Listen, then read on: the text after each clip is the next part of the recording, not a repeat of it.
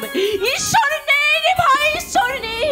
যদি থাকতো তাহলে তোর হতভাগিনী দিদি দুর্গাকে আজ চোখের জল ফেলতে হতো না, আজ এইভাবে হেরে যেতে। এই ছোকরে, আমি মাত্র 10টা মিনিট তোমার ঘরে লুকিয়ে থাকতে চাই। আমার লুকানো ঘরটা তুমি দেখিয়ে দাও। একে তুমি তুমি ফিরিস তো, কিন্তু এই বেশে কেন গো? এই বেশে আসবো নাকি ছদ্মবেশে আসবো? এই রাজা শালা কাকু ভয় পায় না। এই শালা একটা ফালতু কেস আমি ফেসে গেছি, পুলিশ আমাকে তাড়া করেছে। তাই মাত্র 10টা মিনিট আমি তোমার ঘরে লুকোতে চাই। তুমি বলো। আমি রাজা মাস্টার। হ্যাঁ আমি রাজা। তাই বলছি দেখাও। ওই দিকটা, ওই দিকে। Okay madam. কে আমার স্বামীর মতো অবিকল দেখতে, ও সত্যি রাজা মস্তান না আমার স্বামী। এক্সকিউজ মি ম্যাডাম, কিছুক্ষণ আগে যে লোকটা আপনার বাড়িতে ঢুকেছে তাকে আপনি আমার হাতে তুলে দিন। আমার ঘরে কেউ আসেনি। ও একটা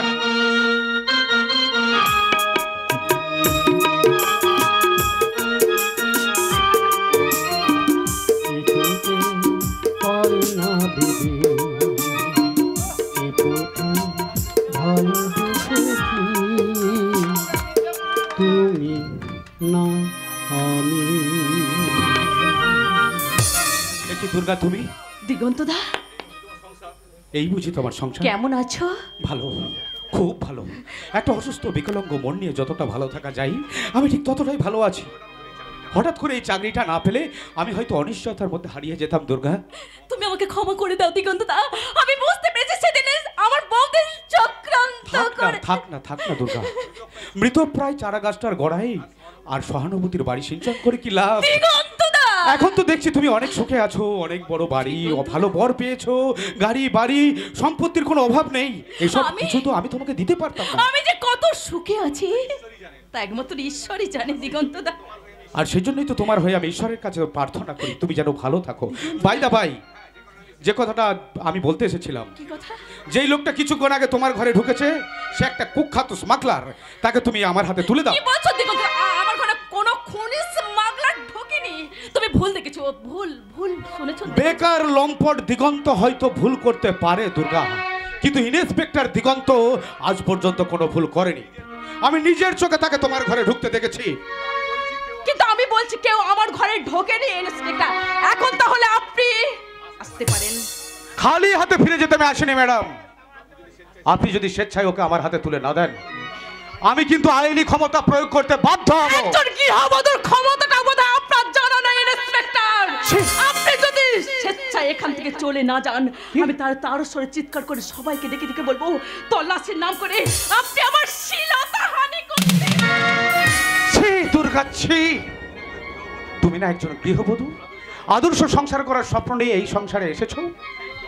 সেই তোমার মনোভাব এত ছোট আমি ভাবতেও পারিনি। আজ আমার ভাবতে অবাক লাগে যে একদিন আমি তোমার মতো মেয়েকে ভালোবেসেছিলাম। হ্যাঁ তোমার মতো মেয়েকে আমি ভালোবেসেছিলাম। I am sorry for me. আমি নিজের জন্য নিজে বাই দা বাই। আজ তুমি আমায় কোনো বাধা দিয়ে আটকাতে পারবে না। তোমার ঘর আমি সার্চ করবই করব। দিগন্তদা, ওই ঘরে তুমি যেও না, ওই ঘরে আমার স্বামী শুয়ে আছে। আমি নিজে গিয়ে দেখতে চাই সে তোমার স্বামী না আমার খুঁজে ফেরা আসামি। বউ, তুমি তোমার স্বামীকে ওই আসামির সাথে পুলিশের সাথে তুলে দিতে চাই তো? কি তুমি মানে আপনি? বলেছিলাম না ওই ঘরে আমার স্বামী শুয়ে আছে। এবার আমার কথাটা মিললো তো? Sorry Durga, sorry, I am very sorry. তোমার স্বামীকে দেখে না আমি অবাক হয়ে যাচ্ছি। আসলে আমার খুঁজে ফেরা আসামি আর তোমার স্বামী ঠিক একই দেখতে। এবার তাহলে যাচ্ছি দুর্গা, যাচ্ছি। অসময়ে এসে বিরক্ত করার জন্য আমি দুঃখিত। তোমাদের দাম্পত্য জীবন সুখের হোক, মধুময়ী হোক এই কামনা করি। আসি দুর্গা।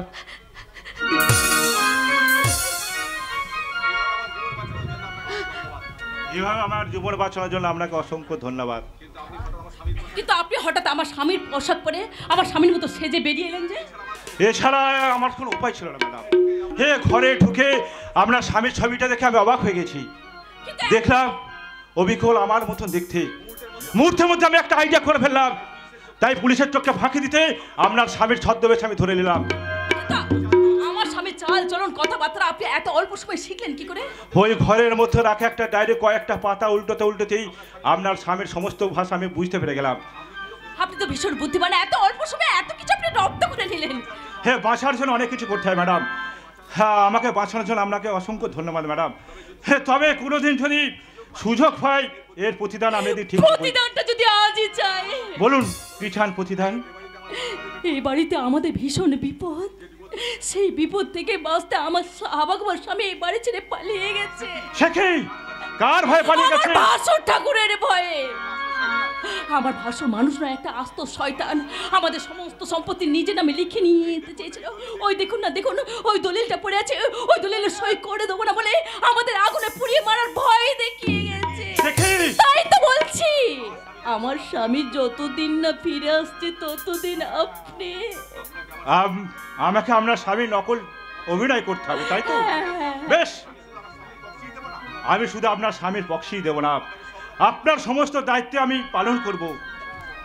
আজ ঈশ্বরের ক্ষমতা নেই আমাকে তোদের হাত থেকে রক্ষা করে, তোদেরকে আমার হাত থেকে রক্ষা করে। যদি না ওই কাগজে সই করিয়ে রেখেছিস। না, কখনো না, আমার কখনো না, কখনো না।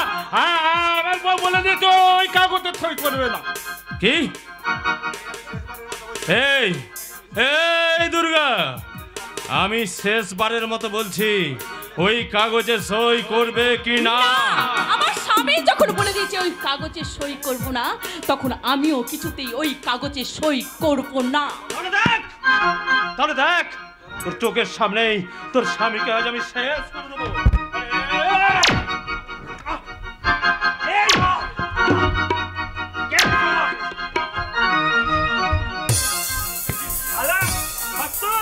মারো মারো, তুমি আরো মারো। এতদিন যেইভাবে তোমার পিঠে চাবুক চালিয়ে এসেছে, ঠিক সেইভাবে ওকে মারো। মারতে মারতে মেরে ফেলো, মেরে ফেলো, মেরে ফেলো। यदा यदा हि धर्मस्य ग्लानिर्भवति भारत अवृत्तानाम धर्मस्य तदत्मानं सृजम्यहं परित्राणाय साधूनां विनाशाय च दुष्कृतं धर्म संस्थापनार्थाय